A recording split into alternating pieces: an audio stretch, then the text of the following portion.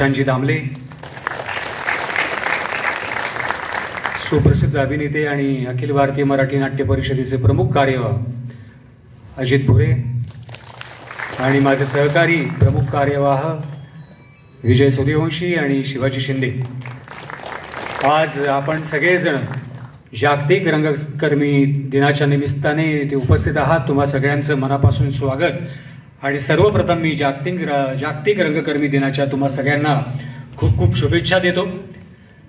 अण्णांच्याच म्हणजेच भालचंद्र पेंढारकर यांच्या 94व्या वाढदिवशी हा जागतिक रंगकर्मी दिवस कलाकार संघाचे अध्यक्ष प्रदीप कबरेजी यांच्या संकल्पनेतनं सुरू झाला आणि पाहता पाहता 11 वर्ष, यंदाचं हे 11वं वर्ष आहे.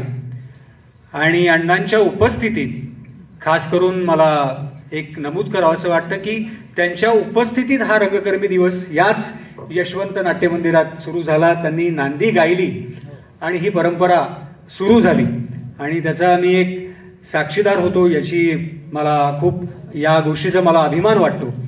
आणि खूप सगळे ज्येष्ठ अभिनेते, अशोक सराफ, किशोर प्रधान, दिलीप प्रभावळकर, उषा नाडकर्णी, रोहिणीताई अठंगडी अशा नामवंत कलावंतांचा जीवनगौरव पुरस्कार देऊन कलाकार संघाच्या वतीनं त्यांनी जो काही रंगभूमीसाठी इतकी वर्ष त्यांनी वेचली आहेत त्याविषयी त्यांचे एक आभार व्यक्त करण्याची संधी कलाकार संघाला प्राप्त झाली. त्यासाठी मी कलाकार संघाच्या वतीनं प्रदीप कबरे यांचे मनापासून आभार व्यक्त करतो की तुम्ही एक सुवर्ण संधी कलाकार संघाला या निमित्तानं उपलब्ध करून दिली. आणि जास्त वेळ भाषण न लांबवता थोडक्यात आणि मोजक्याच शब्दात सांगायचं झालं तर वयाच्या 12व्या वर्षी मला रंगभूमीवरती काम करण्याची संधी मिळाली. व्यावसायिक रंगभूमीवरती मी काम करायला लागलो आणि पहिलाच सिनेमा सवत माझी लाडकी, ज्याच्यामध्ये मी मोहन काकांसोबत काम केलं. पहिला सिनेमा पण असा होता, सवत माझी लाडकी. पहिलं नाटक असं होतं, देखणी बायको दुसऱ्याची. त्यामुळे संस्कारच असो. पण 12व्या वर्षापासून आज वयाच्या 44व्या वर्षी मराठी नाट्य कलाकार संघाचा अध्यक्ष म्हणून मला हे भाग्य रंगभूमीनं दिलं. यासाठी मी रंगभूमीचं किती आभार मानू मला कळत नाहीये. नटेश्वराची कृपा की आज कलाकार संघाचा अध्यक्ष या नात्यानं मी कलाकार संघाच्या वतीनं जीवनगौरव पुरस्कार प्रदान करताना मोहन काकांना इथे उपस्थित असणार आहे. यासाठी रंगभूमीचा आशीर्वाद आणि नटेश्वराची कृपा आहे, याच्यासाठी मी स्वतःला भाग्यवान समजतो. आणि मोहन काकांकडनं नेहमीच मला प्रेरणा मिळाली आहे. नाट्य परिषदेच्या संपूर्ण वाटचालीमध्ये नियामक मंडळाच्या निवडणुकीपासून ते नाट्य संमेलनामध्ये काय काय गोष्टी, ज्या ज्या कार्यकर्त्याला जबाबदाऱ्या मिळतात त्या सगळ्या जबाबदाऱ्या पार पाडण्याचा प्रयत्न मी निश्चितपणे केला आणि त्यांच्या मार्गदर्शनाने खूप गोष्टी शिकायला मिळाल्या. काही गोष्टी करायच्या त्याही शिकायला मिळाल्या, काही गोष्टी करायच्या नाही त्याही शिकायला मिळाल्या. त्याबद्दल मी मोहन काकांचं मनापासून आभार व्यक्त करतो. आणि हा जीवनगौरव पुरस्कार त्यांना प्रदान होणार आहे, त्यानंतर त्यांची मुलाखत सुद्धा होणार आहे. त्याच्यामुळे आपण त्यांना नंतर अभिनंदन करणारच आहोत. पण कलाकार संघाच्या वतीनं त्यांना विनंती केल्यानंतर त्यांनी लगेचच हा पुरस्कार स्वीकारला. त्याबद्दल मी कलाकार संघाच्या वतीनं त्यांचं मनापासून आभार व्यक्त करतो आणि अभिनंदन करतो. आता काही प्रमुख ठराविक गोष्टी उदय सामंत इथे उपस्थित असताना ज्या मी नमूद नाही केल्या तर तुम्ही सगळेजण मला करंटा म्हणाल, त्याच्यामुळे मी आता त्या दिशेने थोडासा वळतो. आणि आपण आमचे हक्काचे आहात आणि नाट्य परिषदेवरती तुमची कृपा दृष्टी नेहमीच असते, तशीच कलाकार संघावरती पण राहू दे अशी मी नटेश्वराच्या चरणी प्रार्थना करतो. कारण काय आहे साहेब की तुम्ही एक कलाकार आहात, त्याच्यामुळे आपण उत्तम जाणता की कलाकारांसाठी बऱ्याचशा गोष्टी उपलब्ध अनफॉर्च्युनेटली नाही आहेत. त्या म्हणजे कलाकारांना जर का कुठे एखादा कार्यक्रम घ्यायचा झाला किंवा बऱ्याचशा लोकांना क्रिकेटियर्सला त्यांचं असोसिएशन आहे, कबड्डी खेळाडूंना त्यांचं असोसिएशन आहे, कामगार क्षेत्रातल्या लोकांना कामगार कल्याण केंद्र आहे. पण कलाकारांसाठी तशी काही सुविधा उपलब्ध नाही आहे. त्याच्यामुळे आम्हाला कुठे वाचन करायचं झालं किंवा आम्हाला एखादा प्रिव्ह्यू ठेवायचा झाला किंवा आम्हाला आमचा कुठला घरगुती कार्यक्रम घ्यायचा झाला, मग तो मुलाचा वाढदिवस असेल, मुलीचा वाढदिवस असेल किंवा साखरपुडा असेल, अशा खूप गोष्टी असतात. पण आम्हाला असा हक्काचं कुठेच काही गोष्ट उपलब्ध नाही आहे. त्याच्यासाठी कलाकारांसाठी एक काहीतरी संकुल उभं करावं, जेणेकरून कलाकारांना तिथे एक हक्काची जागा मिळेल आणि तिथे कलाकारांना बाहेरून जे कलाकार येतात त्यांना सुद्धा राहण्याची व्यवस्था तिथे करता येऊ शकेल. कलाकारांना तिथे एक जिम उपलब्ध असेल, कलाकारांना लायब्ररी उपलब्ध असेल, प्रिव्ह्यू थिएटर उपलब्ध असेल. अशा बऱ्याचशा गोष्टी आपण फिल्म सिटीमध्ये सुद्धा उपलब्ध करून देऊ शकतो. सरकारच्या माध्यमातून आपण निश्चितपणे शब्द टाकलात तर कलाकार संघाला हक्काची जागा मिळेल.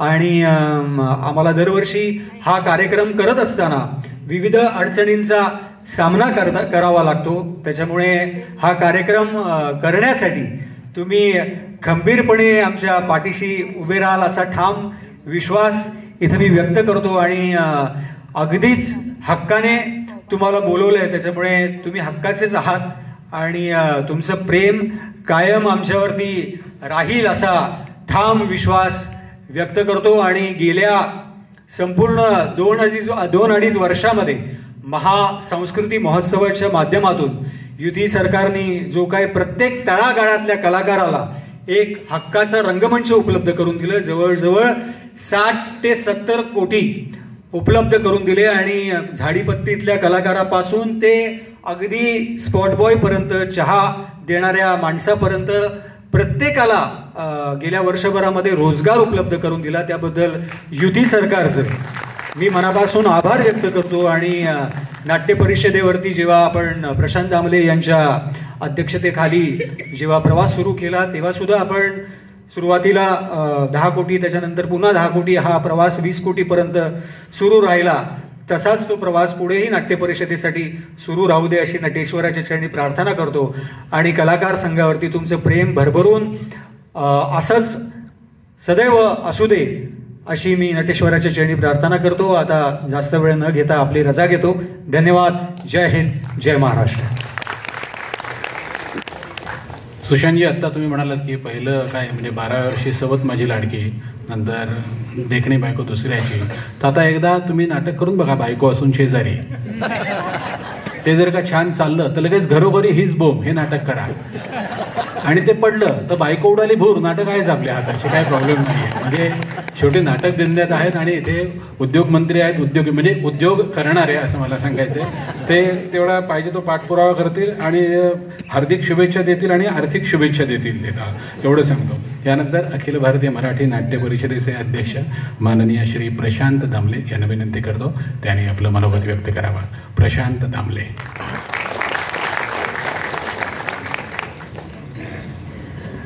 नमस्कार. आमचे गुरु म्हणजे माझ्या पिढीचे गुरु मोहन जोशी, त्यांना मी मनापासून नमस्कार करतो. तुमच्याकडून शिकण्यासारखं खूप काही आहे. तुम्हाला बघत बघत आम्ही मोठे झालेलो आहोत. रंगमंचावर आल्यानंतर आजूबाजूचे हे काहीही नाही केलं तरी आजूबाजूचे कलाकार दिसतच नाहीत नुसते आल्यानंतर एंट्रीला. आता ते जरा विश्रांती घेत आहेत, हरकत नाही. पण अखिल भारतीय मराठी नाट्य परिषदेतर्फे आणि कलाकारांच्या संघातर्फे मी तुम्हाला अशी विनंती करतो की तुमच्याकडे जो साठा आहे ज्ञानाचा, बोलायचं कसं, वागायचं कसं, शब्दफेक कशी असावी, रिॲक्शन म्हणजे काय, ॲक्शन म्हणजे काय, हे सगळ्या नवीन पिढीला कळणं गरजेचं आहे. तर परिषदेतर्फे आणि आमच्या कलाकार संघातर्फे आम्ही समजा तुमच्यासाठी एक 10 कलाकार निवडले महाराष्ट्रातले, तर त्यांना तुम्ही तयार करावी अशी माझी तुम्हाला मनापासून इच्छा आहे. युती सरकारने अखिल भारतीय मराठी नाट्य परिषदेला अतिशय सक्षम केलेलं आहे, अतिशय सक्षम केलेलं आहे. आता मला नाही वाटत आम्ही जर नीट कारभार केला, नीट म्हणजे आम्ही करतोच आहोत कारभार, पण जर शिस्तबद्ध काम केलं तर मला नाही वाटत पुढची 15-20 वर्ष परिषदेला कोणाकडे पैसे मागावे लागतील. आज कलाकार संघ किंवा कलाकारांचं म्हणणं काय आहे किंवा मागणं काय आहे, जे मी मागच्या आपल्या अधिवेशनात पण म्हणालो होतो, अधिवेशनात म्हणजे नाट्यसंमेलनात, की मेन मागणी अशी आहे कलावंतांची, जी बाहेरून येतात, मराठवाडा, विदर्भ, कोकण, इथून येणाऱ्या कलाकारांना राहण्याची सोय नाही, ही फार मोठी अडचण आहे. पूर्वी रवींद्र नाट्य मंदिरमध्ये राहण्याची सोय होती, म्हणजे यशवंत दत्तपासून सगळी मंडळी तिथे राहिलेली आहे.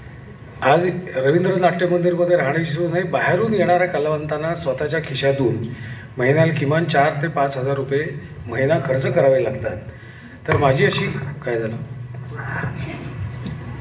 तर माझी अशी उदयजींना विनंती आहे, तुम्ही इतकी मदत करताय, सगळ्यांनाच इतकी मदत करताय, नाट्य क्षेत्राला तुम्ही उभारी देताय, ती ही एक अडचण आहे, ती कशी सोडवता येईल तेवढं त्याचा तुम्ही जरा विचार केला तर बरं होईल. राहण्याची सोय झाली. हा घुमतोय काय आवाज? मी मोठ्याने बोलतो का काय होते? हा, तर राहण्याची सोय जर झाली ना कलावंतांची, 6 महिन्यासाठी करा. 6 महिन्यानंतर तुम्ही यश मिळेल तर तुम्ही राहा, नाही तर घरी जा. पण 6 महिने तरी निदान त्यांना सपोर्ट आपण अखिल भारतीय मराठी नाट्य परिषद आणि कलाकार संघाने करणं फार गरजेचं आहे. कारण आज जर तुम्ही आपल्या मराठी नाटक इंडस्ट्रीत बघितले तर फक्त मुंबईतलेच नाहीत, फक्त पुण्यातलेच नाहीत, मराठवाडा, विदर्भ सगळीकडून कलावंत इथे आलेले आहेत. आणि सुरुवातीला त्यांची वर्ष ते कसे काढतात आणि कसे राहतात आणि काय खातात हे मलाही माहिती आहे. वाशी नाट्यगृहात आज तिथे 5-4 खोल्या आहेत, तिथे 300 रुपये नाईटवर आपण सध्या तात्पुरती त्यांची राहण्याची सोय केलेली आहे. त्यांनी 500 केले होते, मग मी तिकडे गेलो आणि हातापाय पडून परत 300 करून घेतले. पण हे दरवेळी होऊ शकत नाही. आपल्या हक्काचं काहीतरी पाहिजे. कलावंत आणि कलाकार संघ आहे, सुशील आहे, आम्ही आहोत. तर तुम्ही एक कुठेतरी अशी जागा आम्हाला बघून दिली तर त्याची नीट निगराणी राखायचं आणि शिस्तबद्ध कसं, स्वच्छ कसं ठेवता येईल हेही आम्ही त्याची काळजी घेऊ. कलावंतांचं मानधन आता जरा वाढलेलं आहे, पण आता नवीन परत सरकार येते, तुम्ही परत येत आहे, नवीन काहीतरी परत पाहिजे ना असं थोडीसं. तर त्याच्याकडे सुद्धा तुम्ही थोडं लक्ष दिलं. कलावंतांचं मानधन ते कसं वाढवता येईल, कारण दिवसेंदिवस महागाई वाढत चाललेली आहे. म्हणजे तुम्ही वाढवताय अशातला भाग नाही, पण साधारणपणे असं असतं की महिन्याला मेडिकल म्हणजे औषधांच्या खर्चासकट कमीत कमी 20 ते 25 हजार रुपये खर्च असतो. आपण साधारणपणे सध्या 3.5-4 हजार काहीतरी आपण मानधन देतो.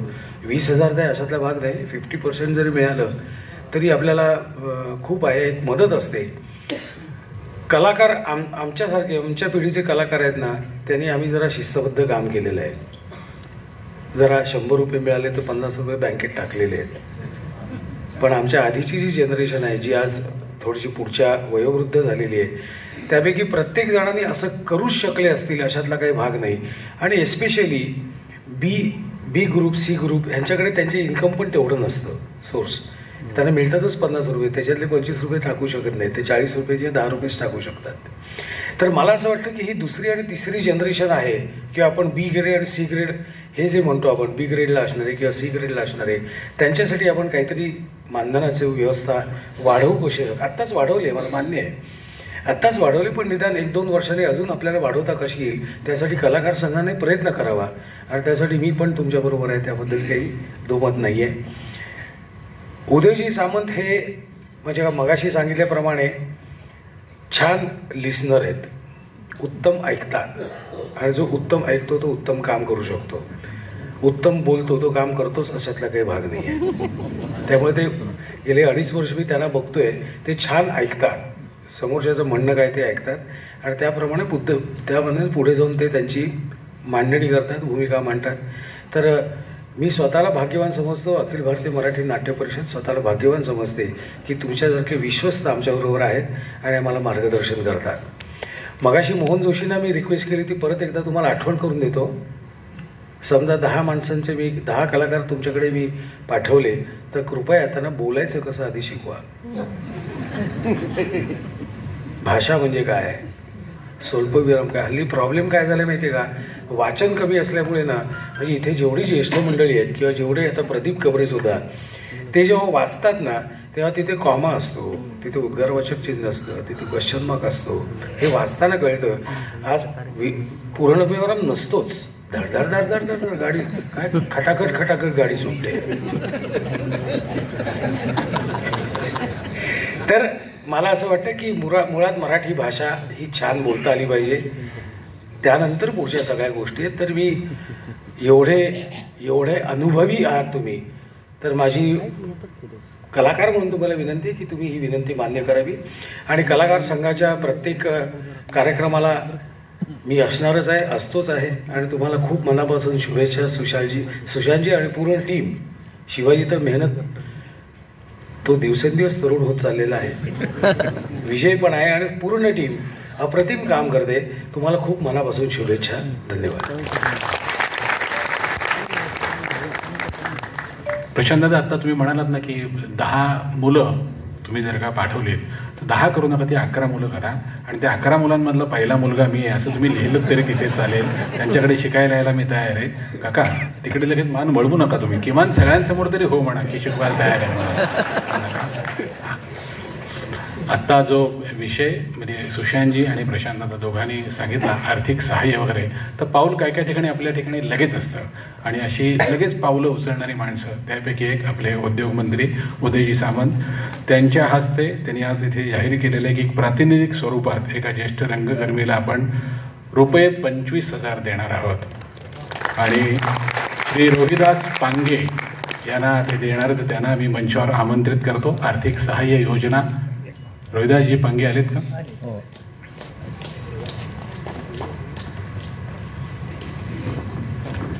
महाराष्ट्र राज्याचे उद्योगमंत्री माननीय उदयजी सामंत यांच्या हस्ते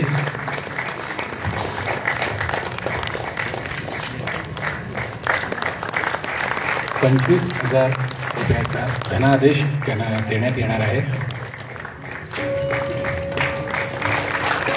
हा सन्मान प्रातिनिधिक स्वरूपात आहे.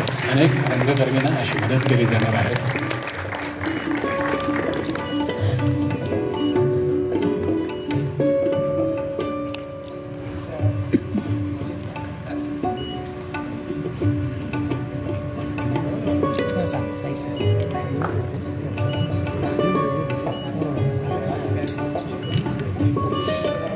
यानंतर मी माननीय उदयजी सामंत यांना विनंती करतो, त्यांनी आपलं मनोगत व्यक्त करावं. माननीय उदयजी सामंत.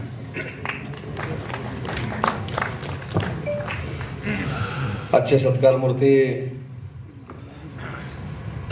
महाराष्ट्रातील एक ज्येष्ठ कलाकार आदरणीय मोहनजी जोशी, अखिल भारतीय नाट्य परिषदेचे अध्यक्ष माझे मित्र प्रशांतजी दामले, कलाकार संघाचे अध्यक्ष माझे मित्र सुशांतजी शेलार, अजितजी भुरे, विजयजी सूर्यवंशी, शिवाजी शिंदे, माझे मित्र विघ्नेश, समोर बसलेले सन्मान्य प्रदीपजी, उपस्थित बंधू आणि भगिनींनो. प्रशांत दामलेंच्या मनोगतानंतर मला आता असं वाटायला लागलेलं आहे की लाडकी बहीण झाली, लाडका भाऊ झाला, लाडका कलाकार, लाडका शेतकरी झाला, आता लाडका कलाकार करायला काही हरकत नाही. पण प्रशांतजी, संवेदनशील जर सहकारी संस्थेवर असले तर अतिशय चांगल्या पद्धतीच्या वास्तू देखील उभ्या राहू शकतात. हे सगळं बघितल्यानंतर 1 वर्षात आमच्यात लक्षात आले. त्याच्यामुळं तुम्ही योग्यच काम करताय, त्याच्याबद्दल दुमत असण्याचं काही कारण नाही. आणि मोहनजी देखील विश्वस्त आहेत. आणि मोहनजींनी आता 11 कलाकार विघ्नेशसह तयार करायचा निर्णय घेतला आहे. तर मोहनजी, मला देखील आपल्याला एक विनंती करायची आहे.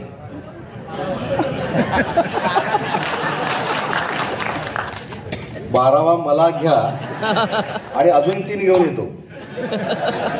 त्यांना पहिलं राजकारणात कसं बोललं पाहिजे हे शिकवा. त्या तिघांची नावं पाहिजे आपण देतो. ओ फोटोग्राफर. तर 15ची यादी प्रशांतजीं थ्रू तुमच्याकडे पोच होईल. कारण शेवटी कुठचंही क्षेत्र असू दे त्याच्यामध्ये संस्कार लागतो.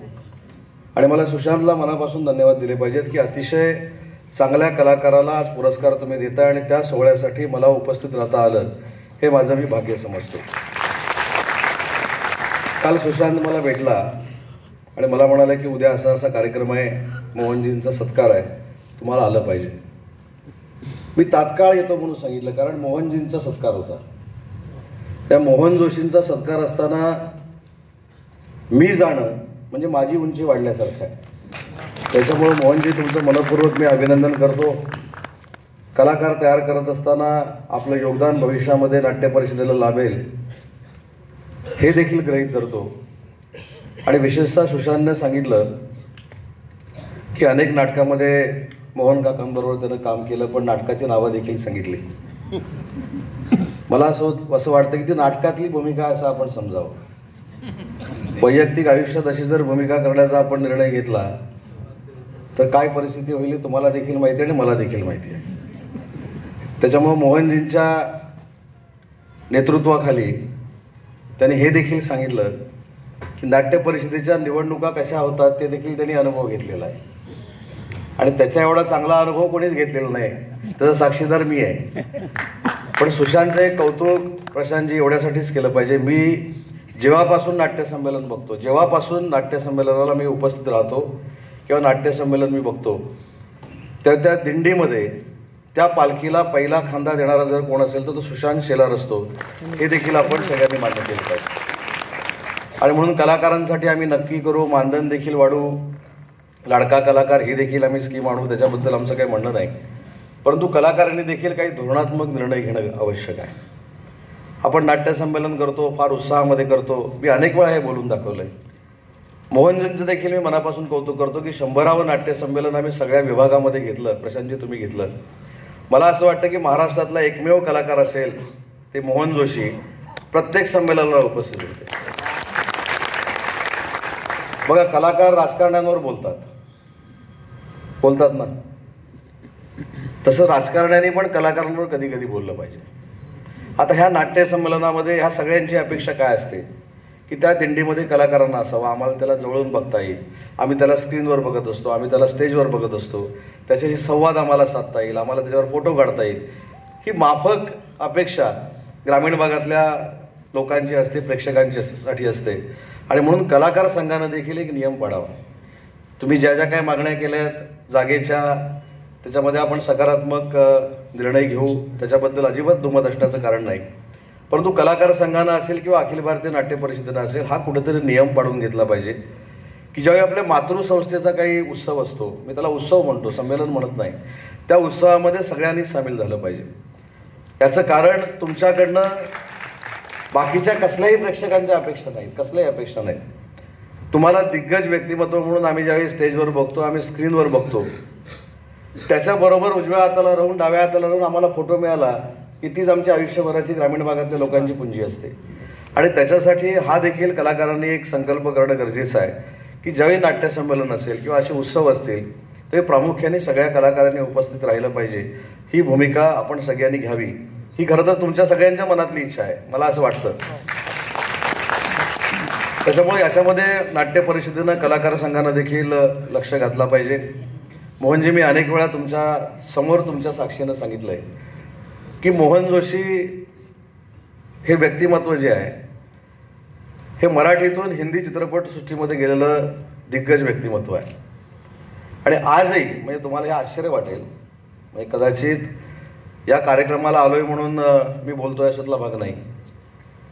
मला जर मराठी कलाकारांचे चित्रपट हिंदीत गेलेल्या कलाकारांचे बघायचे असतील तर दोघांचेच बघतो, एक नाना पाटेकर आणि दुसरे मोहन जोशी. त्याचं कारण असं आहे की रंगभूमीवर काम करत असताना एखादी व्यक्ती स्वतःच्या कर्तृत्वावर काय अभिनय करून स्वतःचं अस्तित्व देशपातळीवर निर्माण करू शकते हे जर बघायचं असेल तर मराठी कलाकारांनी नाना पाटेकर आणि मोहन जोशींकडेच बघितलं पाहिजे, या मताचा मी आहे. कारण माझ्या अगोदरच्या पिढीला बघण्याचा मला कधी संधी मिळाली नाही. अमोल पालेकर असतील किंवा कधी मला बघण्याची संधी मिळाली नाही. पण या दोघांकडनं आणि विशेषतः मोहन जोशींकडनं देखील अनेक गोष्टी शिकण्यासारख्या आहेत. त्या कलाकारांनी जर आत्मसात केल्या तर मला असं वाटतं की अनेक कलाकार रंगभूमीवर तयार होतील. आणि दुसरी सुशांत, मी अनेक वेळा अशी एक भूमिका माझी मांडलेली आहे की तू देखील कोकणातला आहेस, माझ्याच जिल्ह्यातला आहेस.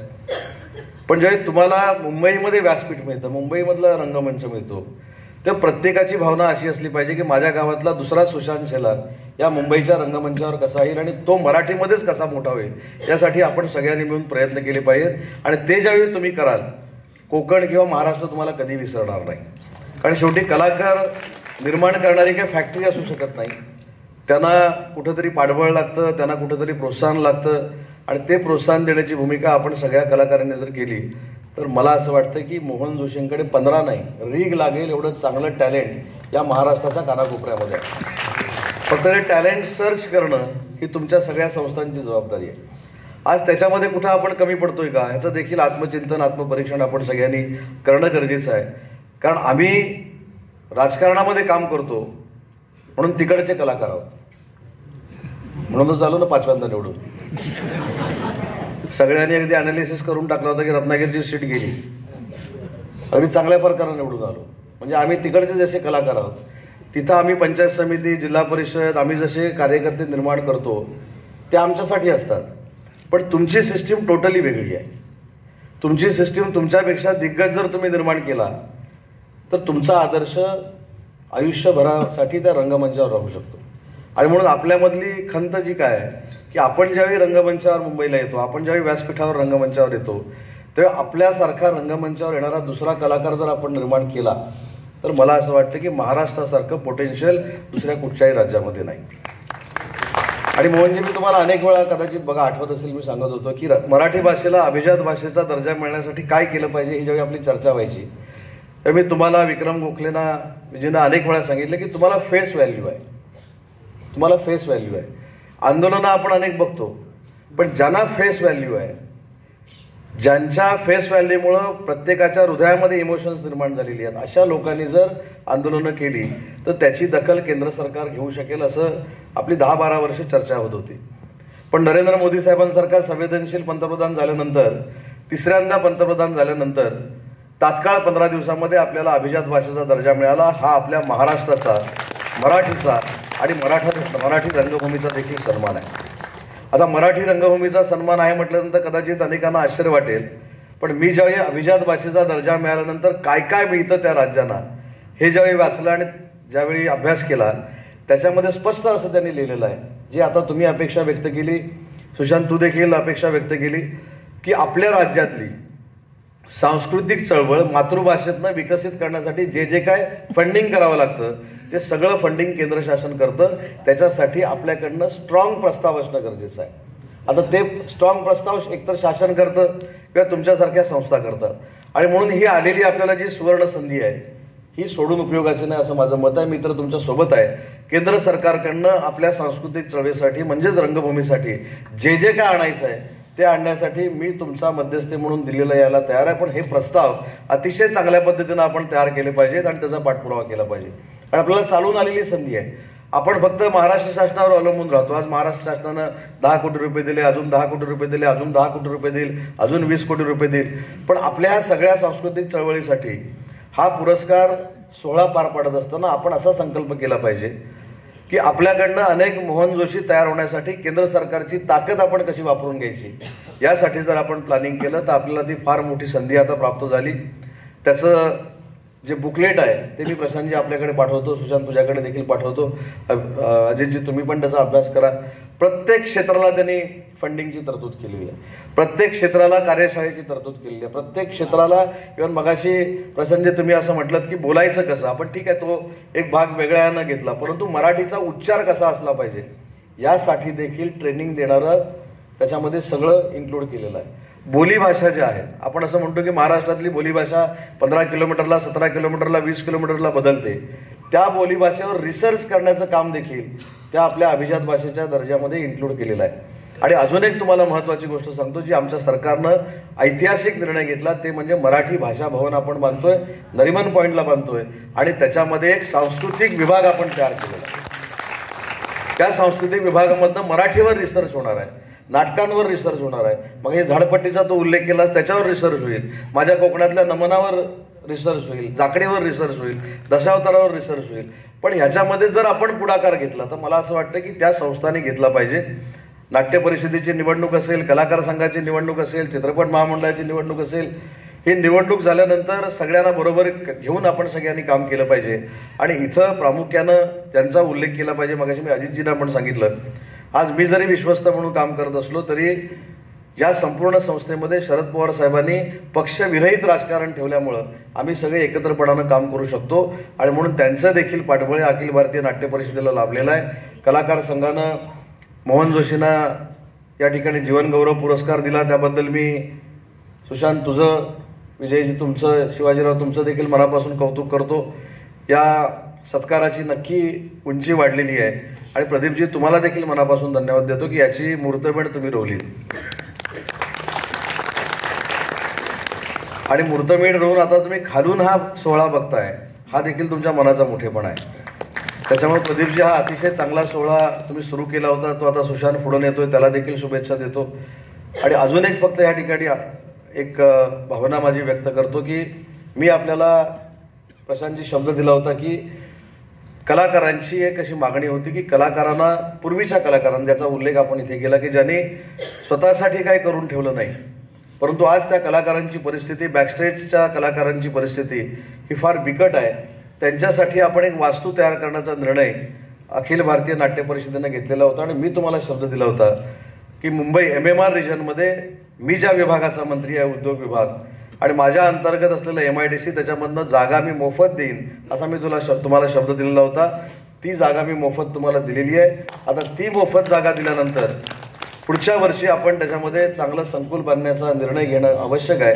कारण कलाकारांसाठी घेतलेला निर्णय, त्याची जर अंमलबजावणी झाली नाही तर काळाच्या ओघामध्ये कलाकार ते निघून जातात, त्याचा उपयोगच कोणाला होत नाही. आणि म्हणून मला आठवतं की म्हाडाचा अध्यक्ष असताना अजून एक मी योजना आणली होती आणि 450 स्क्वेअर फीटचा फ्लॅट कलाकारांना देण्याची योजना आपण आणली होती. ते देखील 300 फ्लॅट अजून तसेच आहेत. मला असं वाटतं की प्रशांत दामले आणि सुशांत शेलार यांनी त्याच्यामध्ये पुढाकार घ्यावा. त्यावेळी 17 लाखाला आपण ते घर देणार होतो, पण त्यावेळी अनेक गोष्टी परत त्याच्यामध्ये पुढे आल्या, अनेक संघटना पुढे आल्या, पण त्याच्यामध्ये आपण पुढाकार घ्यावा.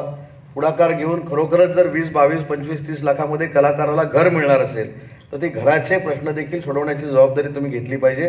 तरच हा जीवनगौरव पुरस्कार सार्थकी झाला असं समजणारा मी कार्यकर्ता आहे. कारण या घराच्या बाबतीमध्ये पहिल्यांदा जे पत्र दिलं होतं नाट्य परिषदेनं, ते मोहन जोशी साहेबांनी दिलेलं होतं आणि त्याचा साक्षीदार मी होतो. त्याच्यामुळे त्यांचा सत्कार करताना काही संकल्प पण करूया की त्याने जे दिलेलं पत्र आहे त्याचा आपण पाठपुरावा करू. आणि त्या पत्राचा पाठपुरावा म्हणूनच मी म्हाडा प्राधिकरणाचा अध्यक्ष असताना ती 300 घरं विरारला दिलेली होती. त्यावेळी अशी शंका काढण्यात आली की विरार लांब आहे, इकडे आहे, तिकडे आहे, असं आहे, तिकडे अमेरिकेमध्ये आहे, लंडनमध्ये आहे, दुबईमध्ये, असे काय काय चर्चा झाल्या. त्यावेळी चित्रपट सेनेचे कोण होते, आता तुम्ही नव्हते वाटत, त्यावेळी कोण होतं, आता कोण होते मला माहीत नाही. त्यांनी काय भाऊजी, तर त्यांनी काय वेगळ्या स्कीम काढल्या, त्याच्यामध्ये म्हणजे त्या स्कीममध्ये काय मला पडायचं नाही, मला बदनाम व्हायचं नाही म्हणून त्या स्कीममध्ये मी आलो नाही. परंतु आजही आपण जर पुढाकार घेतला तर ती 300, आज मेट्रो तिथपर्यंत पोहोचली, आज रेल्वे स्टेशन तिथे झालीत, मुंबईवरनं तिथं पाऊण तासामध्ये आपण पोहोचू शकतो, अशा पद्धतीची सिच्युएशन आहे. मला असं वाटतं की आमचं सरकार स्थापन झाल्यानंतर पुन्हा एकदा कलाकारांच्या आणि बॅकस्टेजवाल्यांच्या घराचा प्रश्न जो आहे तो कुठच्याही परिस्थितीमध्ये या 2 वर्षांमध्ये सोडवण्याचा संकल्प आज या जीवनगौरव पुरस्काराच्या निमित्तानं दोन्ही अध्यक्षांनी करावा एवढीच विनंती करतो. मला या कार्यक्रमाला आपण बोलवलं त्याबद्दल मनापासून धन्यवाद देतो. आणि प्रशांतजी, तुमची मागणी असलेली लाडका कलाकार ही योजना नक्की आम्ही पुढच्या 4-5 महिन्यामध्ये सुरू करू हा शब्द देतो आणि थांबतो. जय हिंद, जय महाराष्ट्र.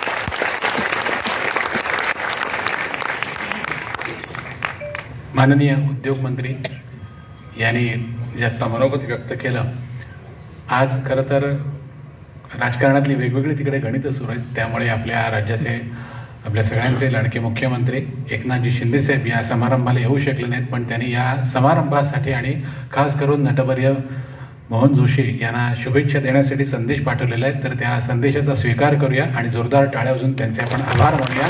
या सर्वांच्या पुढच्या वाटचालीसाठी जोरदार टाळ्या वाजून शुभेच्छा द्या. यानंतर जीवनगौरव पुरस्कार प्रदान होणार आहे आणि त्याचं जे मानपत्र आहे त्या मानपत्रातला काही भाग मी आत्ता आपल्यापुढे त्याचं वाचन करतो. माननीय मोहन जोशी सर, आपल्या राहत्या वाड्यात येणारे फेरीवाले विक्रेता यांच्या ललकारींची आवाजाची नक्कल करता करता नकलाकारापासून कलाकारापर्यंतचा प्रवास थक्क करणारा आहे. 5वी 6वीत असतानाच टुणटुण नगरी खणखण राजा या बालनाट्याद्वारे आपलं रंगभूमीवर पदार्पण झालं.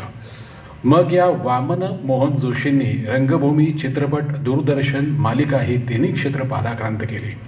गेल्या 6 दशकाच्या काळात 50हून अधिक व्यावसायिक नाटकं केली. हौशी, प्रायोगिक, स्पर्धात्मक नाटकं केली ती वेगळीच. आकाशवाणीसाठी अनेक श्रीतिकांमध्ये सहभाग. मराठी, हिंदी मालिकांची संख्या 60 पेक्षाही अधिक आणि मराठी, हिंदी, भोजपुरी, कन्नड, बंगाली भाषेतील चित्रपटांची संख्या 550 पार.